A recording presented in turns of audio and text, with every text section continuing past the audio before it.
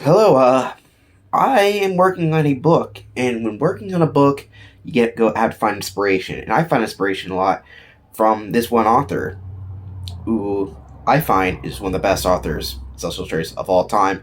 Not even children's illustrator or author, just in general. And this is the guy who wrote this book, as well as many others.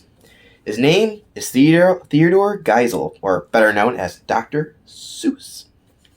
And he wrote this amazing book, as well as this one, and this one. But we're going to be looking at this one, Horton Hatched the Egg from 1940, as well as its adaptation, which came out in 1942. Let's get into it, shall we? Horton Hatches the Egg is one of Dr. Seuss's earliest books, published in 1940, and was the first appearance of the Horton. The Horton Hatches the Egg, published in 1940, is one of the first appearances of Horton, the Horton character, predating his more popular. Horton Hatches the Egg is one of Dr. Seuss's earliest. Horton Hatches the Egg is one of Dr. Seuss's earliest books, published in 1940, and is the first appearance of the Horton character, predating his more popular book, Horton Hears a Who, which came out 14 years after this one. The book is about a lazy bird named Maisie who wants a break from sitting on her egg all day. She gets Horton the elephant to do it for her. She was supposed to come back to her egg, but she decides to stay at the beach instead. While she's on vacation, Horton is stuck sitting on her egg through terrible weather and the taunts of the other animals of the forest. Hunters actually try to kill Horton. They decide to take him and his tree to the circus to sell him for some money, some moolah. So what happened to Horton here? He looks like he died on the way there. He's not dead, he just looks dead. Like, what's with his eyes? Anyway, he gets sold to the circus and paraded across the country. During the story, comes across the bird again, who, when she comes around, she wants this egg because the egg starts to hatch. She's like, give me that egg, please. But the egg doesn't hatch into a bird, it hatches into a little baby elephant because Horton sat on it quite a while, so it gets to turn into an elephant. Isn't that nice? At the end, Horton gets to keep the elephant bird, and they send him back home, I guess, for some reason. Other than that part, the rest of the book's solid. I mean, I don't see why the circus would sell an elephant with a bird elephant. Not sell it, but take him back. But other than that, there you go. It's the end of the book. So that was Horton Hatches the Egg. It's pretty good. It's not as hard-cutting as future Dr. Seuss books. I mean, as a member, it's a sequel, Horton Hears a Who, but it's pretty good. You can get a lot of theming out of this book, too, if you really want to go down that lens. Some people have looked through this theming for an economic and Christianity and even feminism lens, which, that's interesting. But the theming's pretty basic. It's basically, be faithful. Horton says, be faithful. I'm a faithful elephant all the time. It's used all over the book. And the reason why is because even if something doesn't make sense, it'll eventually work out if you hold on to your principles and let nothing sway you. Also, I doubt that a real-life circus would return an elephant back to the wild, especially with a baby bird elephant, especially in the 1940s. Also, this book came out a year before Dumbo, which also is a flying elephant. Makes you think, doesn't it? Oh, in case you're wondering, I believe that this book comes after Horton Hears a Who, despite the fact that Horton Hears a Who came after this book.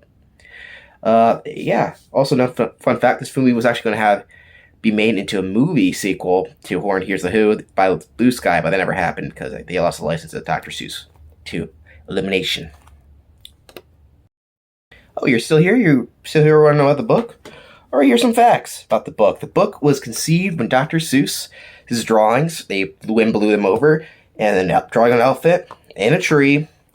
They coincided, and it looked like this. And I was like, huh. That's what he said in interviews. Though there are some precursors to this book that are very similar in style. There's a bunch of different examples. There's too much to list here. You can go look it up if you want to. But yeah, he actually used to do illustrations for magazines and all sorts of stuff. And this little elephant guy, Horton, just elephants in general, appear all over his work. Not just in the magazines. There can be kind of similar to this, but also in future books. There's a lot of elephants, like a lot of elephants. I think they're his favorite animal, based off that. Also, Horton was named after one of his classmates, Horton Conrad. Interesting name. How many people do you know named Horton? Let me know in the comments below if you know anybody named Horton, because I don't. Unlike most of his early books, like Mulberry Street, or Bartholomew. Interesting name, Bartholomew. That character appears in a lot of books. Anyway, this book sold a lot compared to them, selling 6,000 copies in its first years, and almost 1,000,000 copies lifetime. I'm not sure. I can't find any numbers. I only found one that's close to 1,000,000 from 2001. But yeah, its popularity would release into the animated adaptation, which came out 2 years after this. So let's go swap roles. We're taking away the book. We're going to the world of animation. The story is adapted by Leon Schlechtner's studio, who are mostly known for doing Looney Tunes and Merrie Melodies. In fact, this is a Merrie Melodies cartoon, the adaptation that is, which is pretty interesting. This is the only time the studio did a straight-up adaptation of a previous work that wasn't a parody at all, since they're mostly known for doing humorous cartoons that weren't took the jab at everything. Now, Disney usually did the straight-up adaptations.